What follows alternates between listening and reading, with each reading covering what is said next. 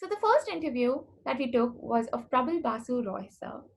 Prabal Basu sir is a Sloan Fellow from London Business School and a chartered accountant. He's currently a PE investor, a director and advisor to chairman of corporate boards. He has also formerly been group CFO of different companies. He's actively involved in shaping public opinion in mainstream national media and also has a large following on LinkedIn of more than 500,000 people. He is a well-known name in the finance industry. और हाँ आपने इनको बहुत बार different news channels में in debates as well as sharing his opinions ये देखा होगा. So let's talk with Prabal Basu Roy sir on finance sector.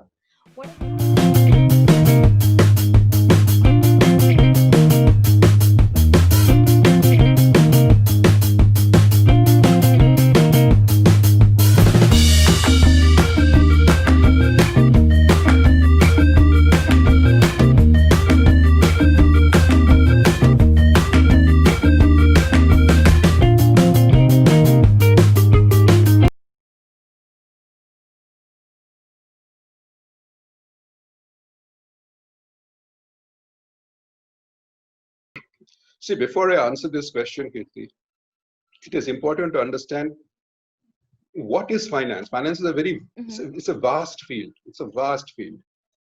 And we can answer this question only when we know, at least at a very high level, what are the different branches of finance and what are the skills which go along with it. They are very different.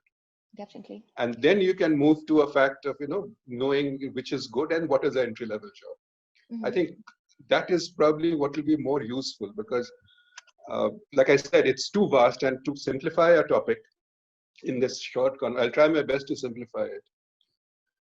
So here it goes. So there are essentially 4 very broad categories within finance, within what we call finance. 4. The first is to do with accountancy. So accountancy, taxation, controllership, those sort of things, right? So that is one aspect. So there you essentially go in to be a chartered accountant. That's the qualification to take. That's the best qualification to take. You do chartered accountancy, then move into a company and do those. And what are the skills you need for that? The skills you need for that are essentially someone who's a slogger. You have to really slog your way out. It is boring to some extent. It is also, you have to look at the historical way of things. So when you do an audit or you do accounts, you're actually looking at the history. Something which has happened, you're accounting for it today. Or you're auditing something which happened 1 year ago. So those are if that is something which you're comfortable with, which is really being for want of a better word, a backroom boy, even though that is not the best term to use, but something like that. You'll never be in the forefront in these sort of things. It's a very important function. It's like the spine in the body. The spine is not strong, nothing else will work. So this, I always tell my people, I used to tell that this is the backbone of the function. Without this backbone, nothing works. But this is something which is in the background. So, if you're the sort of guy who's outgoing and with a lot of flair and things like that, you will not enjoy it so much. So you have to understand this skill. Yeah, and definitely CA needs a lot of hard work, lot of patience, lot of absolutely understanding and studies. I have a lot of respect for CAs because they work so hard. Yes, and the passing rate in India is still about 1 to 2%. Yes. So so this is what the first segment of finances, which is accountancy, leading up to a role of a controller in an organization. Okay, so that is what it is. The second aspect, the second big branch in finances, the treasury function. The treasury or the banking function, the vanilla banking, which is your HDFC banks, your state banks, and stuff like that. And in treasury, within the corporate, the person who manages that manages the banks. So essentially, the skills are the same. So in banking and treasury, the basic skills the basic role which you do is to basically get money through deposits for people like us. You people come, you give money to the bank, And then the bank invests in certain businesses. That is the basic business. So therefore, your ideas will have to be, you have to know the business a bit. You have to understand businesses, how they work, how credit appraisals are done, how people refund money, and so on and so forth. So that is a different set of skills from the first one we talked about. So this is what the banking skills are. And the elementary level jobs here you will get would be of a relationship manager, who comes and discusses all the products, etc. for you. Or if you're good in a particular area, then you could also be something like a product manager who designs these products. Yeah. They're not very difficult to do in India as of now because of regulations. But this is the sort of role you'll get, or you'll get a credit appraisal executive. So these are the three broad roles which you will get in a vanilla banking sort of thing. And the qualifications the need for this are, the higher end would be CA/MBA, and the lower end can be BCom or something of that nature. So anyone can fit into this role provided he has a basic understanding. I would think for a CA, it's a bit of an overkill to be in a job like this, initially at least. But you have different sorts. So this is somewhere where the banking one. The third area is the sexy part of finance, the ones which you always see, which makes mega deals, which all sorts of stuff. That is called the investment banking. Mm-hmm. Now, the investment banking part is something which is to do with buying at a very high level, is to do with mergers and acquisitions.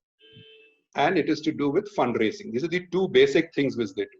So mergers and acquisitions on one hand and fundraising on the other. What is mergers and acquisitions? It's buying and selling companies. Yeah. So when you hear Reliance buying some company or Facebook investing in Reliance, all this is part of investment banking which is going on, So various forms of investment banking. So while the Facebook investment in Reliance, for example, would be considered as a sort of fundraising, it's not a merger but an alliance. Something like the GSK and Unilever worldwide deal between GSK and Unilever was a mergers and acquisition transaction. Yeah. Or, anything of this nature. So, wherever a company buys out somebody or sells itself out or takes a stake in a company, those are the areas of investment banking. Mm-hmm. When Tata bought over Chorus in 2008, that was one of the largest deals, offshore deals from India, which happened of an Indian company buying an international company. And what a big disaster it was, with hindsight. So, this is a high stakes game. It's extremely high stakes game. So this is what the investment banking side of things are. The skills you need for this are very obvious. You need obviously to be a salesman. Essentially, you're a salesman. You're selling your company to somebody else. As a banker, you're representing a company. So you have to be very good at sales pitch. You have to be able to make good presentations, be very confident, think outside the box, be innovative, all that sort of stuff. That is the core skill you need. Of course, you need knowledge of finance and all that is obviously required. And the qualifications for that is an MBA, and MBA from a very, very good organization, from a very good place. MBA you can do right at the street corner also. That is not useful. So is there any degree, sorry for interrupting, is there any bachelor's degree, like any entry-level jobs if you have done like a BBA or anything to get into investment banking? So you see, BBA is there. This is a new program which I'm not very conversant of. It's a toned down version of MBA. Mm-hmm. So a BBA would help, but a BBA by itself will not help you excel. So after a BBA, you need to do it. Otherwise, it will not help. But yes, for entry level job, it is okay. Absolutely. From a reasonably good place, if possible. But internationally, there are hardly any BBA courses. There are some, but it is not a very serious program in that sense. Mm-hmm. But it's something which today a lot of colleges offer. So it gives you a grounding of the basic principles of what you ultimately learn in MBA. Yeah. So this is the mergers and acquisitions, the investment banking side of things. The fourth is, for want of a better name, I'm just sort of, it's a very large field. So I'm calling it the financial markets. the financial markets. Now, that has got various components. It has got equity markets, it has got debt markets, it's got money markets, it's got foreign exchange. These are all different things. It has got publicly traded markets, which are equities. It has got private markets, which has got structured debt. It's an exotic field. It's got all sorts of things in it. It's got commodities, various asset classes like commodities, like real estate, like oil. Oil is part of commodities. It's got gold. So all sorts of things are there. So this is the financial markets universe of the world. Now, for each of them, the essential qualification you need, or rather the skills which you need are, one, you have to be a salesman through and through, obviously. Yeah. Along with a salesman, you have to have very deep understanding of financial modeling and statistics, mathematical statistics. So this is what goes into this area. Unlike an M&A where you can do with basic finance. But in this area, you have to know core financial modeling and statistics. So and the course for this is, course for this is a very good MBA, of course. But more than that, there's a course called MIF, Masters in Finance. This is given in some international universities, which is to do with hardcore finance. So this is what you need for that. And of course, a CFA will also help very much.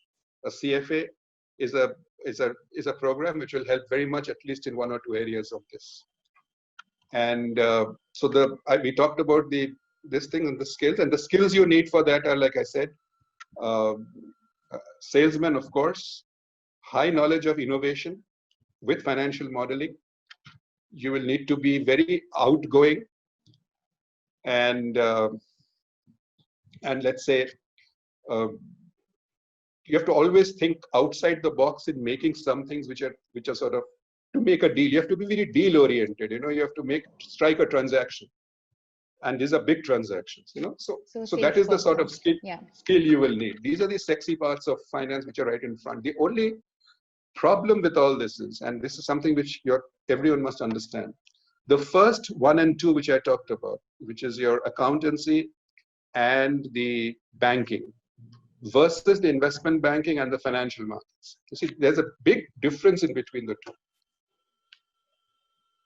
The third and the fourth, which is investment banking and financial markets, always follow cycles. They follow business cycles. So when there's a crash in the markets, as is happening now, or happened in 2008, or in 1997, or in 2001, or in 92, whenever these cycles happen, everybody loses their jobs together. And when the cycle is on an upturn, this is the hottest skill available. So you have to know that, are you able to bear that pressure? That pressure of ups and downs to the extent that it impacts your own career and livelihood and children and family and everything else. Because these are very specialized skills. They cannot be utilized like a chartered accountant skills or an accountancy skills or a banking skills are. That is far more stable. It is to do with industry, right? So there, even the cycles are there, the chances of one losing the job and all are less, unless you're really unlucky. But in these, it is completely related to the financial markets. So when the markets are booming, you're the best boy in town. If the markets are gone, you're just out, and everybody is out at the same time. So there is no one to get a job from. You see, so that's a big risk which you must understand. So these are the 4 basic characteristics of finance. I hope it's a very difficult topic, but I hope I've been able to simplify it to some extent. You have, sir. Even for me, so I'm come in the second category of a banker, and even for me to understand all of this in such a brief time, it actually is very helpful. Good. So that's how it is. In terms of getting the jobs, as I mentioned, in the chartered accountancy bracket, the first job you will get will be that of an accounts executive in some bank, in some company, or in a big 4 EY, PwC type of audit and accounts organizations where you will become an auditor. In the banking and treasury part, you will become again a corporate executive who will be dealing with banks, or you'll be a relationship manager to start off with. In the financial investment banking, you'll be essentially an analyst, who will analyze deals initially before you go out into the market. So you have to first few years understand how deals are made, how you do analysis and all of that. So you'll be an analyst. And in the last category, which is the financial markets, again, you will be called an equity research analyst or a debt market analyst or something of that nature. And in private equity also forms as part of this asset class, by the way, in the last one, private equity. So there, you'll all be part of, you'll be basically doing an analyst job on an Excel worksheet, trying to understand, how to make a transaction happen, how to make a deal happen, So you'll not be in the forefront. You'll not meet customers and all initially. You'll essentially help somebody who's already doing that. So that will be an analyst role. So these are the entry-level jobs. These are the entry-level jobs for the 4 categories.